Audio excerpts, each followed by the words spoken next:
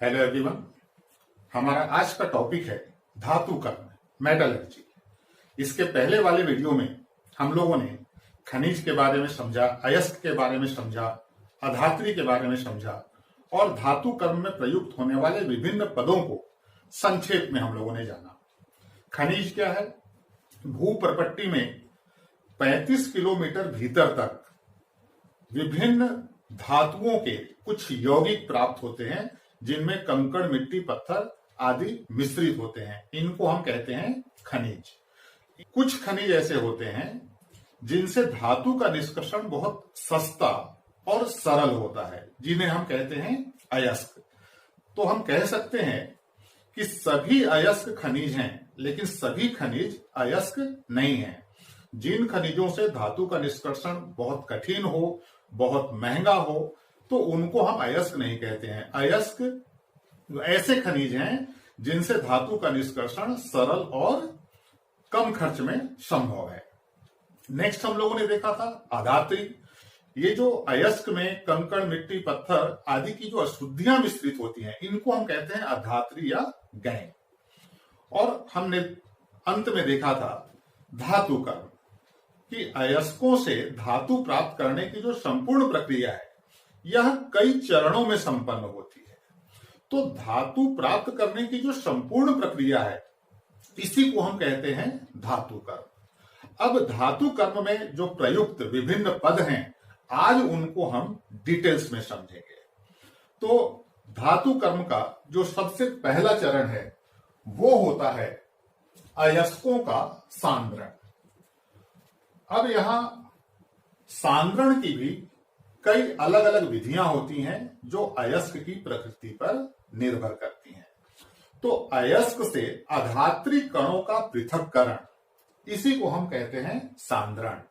और यह विधि अयस्क की प्रकृति पर निर्भर करती है। अयस्क कई प्रकार के हो सकते हैं, जैसे सल्फाइड अयस्क, ऑक्साइड अयस्क, कार्बोनेट अयस्क, सिलिकेट्स हो सकते हैं, फ्लोराइड्स हो सकते हैं। तो इस प्रकार सभी अयस्कों की प्रकृति भिन्न भिन्न होती है, और अयस्क की प्रकृति के आधार पर हम सांद्रण की विधि को चुनते हैं। तो चलिए सांद्रण की विधियों में हम सबसे पहले देखते हैं झाग उत्प्लावन विधि, फेन प्लवन विधि। इसको फ्रोथ फ्लोटेशन मेथड कहा जाता है। यह विधि स्पेशली सल्फाइड अयस्कों के लिए प्रयुक्त होती है, और यह अपने आप में एक प्रश्न है। वस्तुनिष्ठ प्रश्न के रूप में सीधे सीधे प्रश्न आता है कि झाग उत्प्लावन विधि खाली स्थान अयस्कों में प्रयुक्त होती है, तो सल्फाइड अयस्कों में प्रयुक्त होती है। तो चलिए एक चित्र के द्वारा हम झाग उत्प्लावन विधि को समझते हैं। चित्र में एक टैंक को प्रदर्शित किया गया है। हम एक टैंक में जल और यूकेलिप्टस या जैतून का तेल मिलाते हैं, और उसमें बारीक पीसा हुआ जो अयस्क है वो डाल दिया जाता है।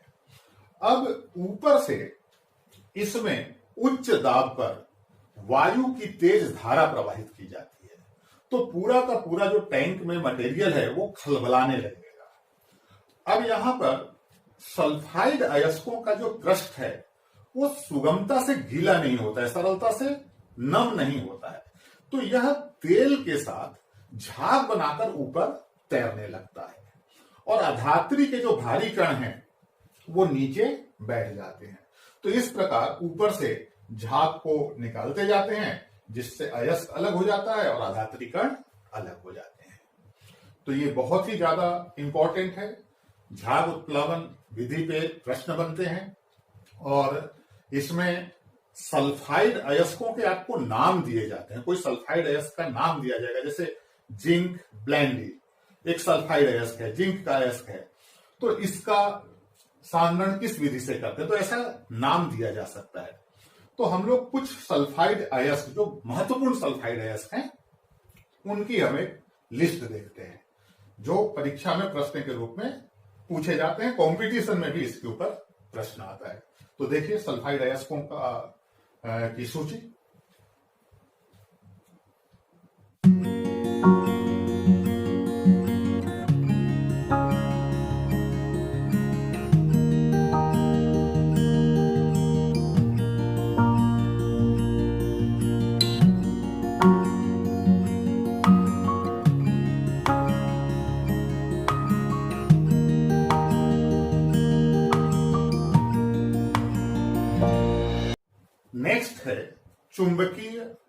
पृथक्करण। चुंबकीय पृथक्करण विधि ऐसे अयस्कों के सांद्रण में प्रयुक्त होती है जहां अयस्क में चुंबकीय गुण हो और अधात्री कण अचुंबकीय हो। इसका विपरीत भी हो सकता है कि अधात्री कणों में चुंबकीय गुण हो और अयस्क अचुंबकीय हो। तो ऐसे अयस्कों का सांद्रण हम चुंबकीय पृथक्करण विधि के द्वारा करते हैं। इसको भी एक चित्र से समझते हैं। इस विधि में दो उच्च दक्षता वाले विद्युत चुंबक होते हैं जो तेजी से अपने अक्ष पर घूमते रहते हैं और इनके ऊपर एक बेल्ट, एक पट्टा घूमते रहता है। अब बारीक पिसे हुए अयस्क को एक हॉपर के द्वारा इस पट्टे पे गिराया जाता है। तो जो अचुंबकीय अशुद्धियां हैं या अचुंबकीय कण हैं वो जड़त्व के कारण आगे की ओर फेंका जाएंगे और चुंबकीय कण जो हैं वो चुंबकीय आकर्षण के कारण वो भीतर की तरफ गिरेंगे। इस प्रकार हमको दो अलग अलग ढेर प्राप्त होगा, एक तरफ चुंबकीय कणों का और दूसरी तरफ अचुंबकीय कणों का। तो इस प्रकार अधात्री और अयस्क ये दोनों अलग अलग हो जाते हैं। नेक्स्ट है गुरुत्व पृथक्करण। यह विधि अयस्क और अधात्री कणों के घनत्व में अंतर पर आधारित है। जहां अयस्क और अधात्री कणों के घनत्व में बहुत ज्यादा अंतर होता है वहां अयस्क को हम पानी की तेज धारा में खलबलाते हैं और ऐसा करने पर जो भारी कण हैं वो नीचे बैठ जाएंगे और हल्के कण पानी के बहाव में बह जाएंगे, पानी की धारा में बह जाएंगे। यदि आप लोगों ने डिस्कवरी पर गोल्ड रश करके एक प्रोग्राम आता है वो आपने देखा होगा, तो उसमें बड़ी बड़ी मशीनें दिखाई गई हैं कि किस प्रकार गोल्ड का सांद्रण किया जाता है। तो वहां गोल्ड को पानी की जो गोल्ड अयस्क है वो पानी की तेज धारा में बारीक पीस करके उसको खलबलाया जाता है और गोल्ड अलग हो जाता है और जो हल्के कण हैं वो पानी की धारा में बह जाते हैं। तो इस प्रकार ये जो गुरुत्व पृथक्करण है खासकर गोल्ड अयस्क में प्रयुक्त होता है और ये अयस्क और अधात्री कणों के घनत्व में अंतर पर आधारित है। तो ये पॉइंट आपको याद रखना है कि गुरुत्व पृथक्करण किस पे प्रयुक्त होता है, तो स्वर्ण अयस्क के लिए प्रयुक्त होता है। और यह विधि किस पर आधारित है, तो अयस्क और अधात्री कणों के घनत्व में अंतर पर आधारित है। आपको याद रखना होगा इस अध्याय से वस्तुनिष्ठ प्रश्न आने वाले हैं। 3 वस्तुनिष्ठ प्रश्न आएंगे। हर लाइन से वस्तुनिष्ठ प्रश्न बन सकते हैं और जहां से वस्तुनिष्ठ प्रश्न बनते हैं वह मैं आपको बताते जाऊंगा, तो उस पर विशेष ध्यान दीजिएगा। नेक्स्ट है द्रवण विधि। द्रवण विधि निम्न गलनांक वाले अयस्कों के सांद्रण में प्रयुक्त होती है। तो इस विधि में अयस्क को बारीक चूर्ण के रूप में पीसकर एक ढालवें तल वाली भट्टी में रखते हैं, उसके फर्श पे रख देते हैं और भट्टी को गलनांक से कुछ अधिक ताप पर गर्म किया जाता है। तो अयस्क पिघल करके बहने लगेगा और उसको हम नीचे एकत्रित कर लेंगे, जबकि जो उच्च गलनांक वाली अशुद्धियां हैं वो भट्टी के तल पे ही रह जाएंगी। तो इस प्रकार अयस्क और अधात्री कण अलग अलग हो जाते हैं। तो ये सांद्रण की महत्वपूर्ण विधियां हैं जहां से प्रश्न बनते हैं। इनके अतिरिक्त भी कुछ विधियां हैं जो उतने इंपॉर्टेंट नहीं है, लेकिन ये जो 4 हमने देखा, झाग उत्प्लावन विधि, चुंबकीय पृथक्करण विधि, गुरुत्व पृथक्करण और द्रवण, यहां से परीक्षा में प्रश्न बनते हैं, कंपटीशन में भी प्रश्न बनते हैं। तो हमने धातु कर्म का जो पहला चरण है सांद्रण वह देखा। अब सांद्रण की प्रक्रिया से जो अधिकांश अशुद्धियां हैं अयस्क से वो दूर हो जाती हैं। अब जो अगला चरण है उसमें अयस्क को ऑक्साइड में परिवर्तित किया जाता है, गर्म करके हम ऑक्साइड में परिवर्तित करते हैं। तो इसकी मुख्यतः 2 विधियां हैं, निस्तापन और भर्जन। तो चलिए सबसे पहले देखते हैं निस्तापन। निस्तापन विधि विशेषकर कार्बोनेट और ऑक्साइड अयस्कों के लिए प्रयुक्त होती है। निस्तापन की क्रिया में अयस्क को उसके गलनांक से कुछ कम ताप पर वायु की अनुपस्थिति में अथवा वायु की सीमित मात्रा में गर्म करते हैं। ये जो संपूर्ण प्रक्रिया है एक बंद भट्ठी में होती है और ऐसा करने पर जो अयस्क है वो ऑक्साइड में परिवर्तित हो जाता है। कार्बोनेट अयस्क है तो उसमें से CO2 बाहर निकल जाएगा गर्म करने पर और वो ऑक्साइड में परिवर्तित हो जाएगा। अब निस्तापन क्रिया में जो अयस्क में महत्वपूर्ण परिवर्तन होते हैं, यहां से प्रश्न बनता है। तो निस्तापन क्रिया में सबसे पहले नमी दूर हो जाती है।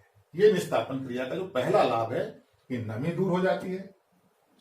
इसमें जो वाष्पशील अशुद्धियां हैं जैसे सल्फर, आर्सेनिक, एंटीमनी, फास्फोरस, ये सब वाष्प बन करके उड़ जाते हैं। नेक्स्ट, कार्बोनेट अयस्क ऑक्साइड में परिवर्तित हो जाएगा। अब ये जो अशुद्धियां वाष्प बन के बाहर निकलती हैं तो अयस्क सरंध्र हो जाता है। तो जब अयस्क सरंध्र हो जाता है तो जो अगला चरण है जिसमें हम प्रगलन करते हैं, अपचयन करते हैं, तो अयस्कों का जो प्रगलन है वो सरल हो जाता है। तो इस प्रकार निस्तापन क्रिया के जो प्रमुख लाभ हैं कि अयस्क से नमी दूर हो जाती है, वाष्पशील अशुद्धियां जैसे सल्फर, आर्सेनिक, एंटीमनी, फास्फोरस वाष्प बनकर के उड़ जाते हैं, कार्बोनेट अयस्क ऑक्साइड में परिवर्तित हो जाता है और अयस्क सरंध्र हो जाता है जिससे इसका प्रगलन सरल हो जाता है और यह संपूर्ण प्रक्रिया एक बंद भट्टी में कराई जाती है। नेक्स्ट है भर्जन। भर्जन बिल्कुल निस्तापन के समान ही है, लेकिन यह वायु की अधिकता में संपन्न किया जाता है। और भर्जन के साथ भी एक कंडीशन आपको याद रखना है कि भर्जन की जो प्रक्रिया है वो विशेषकर सल्फाइड अयस्कों के लिए प्रयुक्त होती है। तो फिर से सल्फाइड अयस्क आया और ये बहुत ज्यादा इंपॉर्टेंट है। सल्फाइड अयस्कों पर अक्सर प्रश्न बनते हैं। तो भर्जन का संबंध किससे है? सल्फाइड अयस्क से। अब इस विधि में सल्फाइड अयस्क को उसके गलनांक से कुछ कम ताप पर वायु की अधिकता में गर्म करके ऑक्साइड में परिवर्तित करते हैं और ये जो संपूर्ण प्रक्रिया है एक खुली भट्टी में होती है। यहां पर भी ठीक उसी प्रकार कई परिवर्तन होते हैं अयस्क में। भर्जन क्रिया में सबसे पहले नमी दूर हो जाएगी, वाष्पशील अशुद्धियां जैसा ऊपर हमने देखा, सल्फर, आर्सेनिक, एंटीमनी, फास्फोरस, ये वाष्प बनकर के उड़ जाएंगे। यहां पर जो सल्फाइड अयस्क है ये ऑक्साइड में परिवर्तित होता है। वहां हमने देखा था कार्बोनेट अयस्क ऑक्साइड में परिवर्तित होता है, यहां सल्फाइड अयस्क ऑक्साइड में परिवर्तित हो जाता है और अंत में अशुद्धियों के निकल जाने से अयस्क सरंध्र हो जाएगा जिससे इसका प्रगलन सरल हो जाता है। और यह दोनों ही जो प्रक्रिया है ये परावर्तनी भट्टी में होती है। तो परावर्तनी भट्टी को हम देखते हैं। परावर्तनी भट्टी की विशेषता है कि इसमें ईंधन और अयस्क दोनों को अलग अलग स्थानों पर रखा जाता है। अर्थात जो अयस्क है वो ईंधन की ज्वाला के संपर्क में नहीं आता है। तो इस प्रकार यहां वायु जाने का मार्ग प्रदर्शित किया गया है। वायु जाने का मार्ग अगर खुला है तो भर्जन होगा और अगर वायु जाने का मार्ग अगर हम बंद कर देते हैं तो वहां वायु की सीमित मात्रा हो जाती है या फिर वायु अनुपस्थित भी हो जाता है और वहां पर यह निस्तापन की क्रिया होगी। तो इस प्रकार आज हम लोगों ने धातु कर्म में प्रयुक्त होने वाले जो प्रमुख पद हैं उसमें पहला सांद्रण, सांद्रण की अलग अलग विधियां देखी। सांद्रण में हमने सबसे पहले झाग उत्प्लावन विधि देखा, चुंबकीय पृथक्करण देखा, गुरुत्व पृथक्करण देखा और द्रवण विधि देखा। और नेक्स्ट हमने निस्तापन देखा और भर्जन देखा जो सांद्रण के बाद का पद है जिसमें अयस्क को ऑक्साइड में परिवर्तित करते हैं। इसके पहले वाले वीडियो में भी हम लोगों ने देखा है कि ऑक्साइड अयस्क से अगर हमको धातु प्राप्त करना है तो ऑक्साइड अयस्क से ऑक्सीजन को रिमूव करना होगा। ऑक्साइड में क्या है? धातु है और ऑक्सीजन है। अब अगर ऑक्सीजन को रिमूव कर दिए तो बचेगा क्या? धातु। और रिमूवल ऑफ ऑक्सीजन क्या कहलाता है? अपचयन, रिडक्शन। तो जो नेक्स्ट जो स्टेप है वो है अपचयन। तो निस्तापित और भर्जित अयस्क को आगे अपचयन करके हम धातु प्राप्त करते हैं, और अपचयन की भी कई अलग अलग विधियां हैं और ये बहुत इंपॉर्टेंट है। अपचयन से कई प्रकार के प्रश्न बनते हैं जो अगले वीडियो में हम लोग देखेंगे। तो आज के लिए इतना ही, बाकी अगले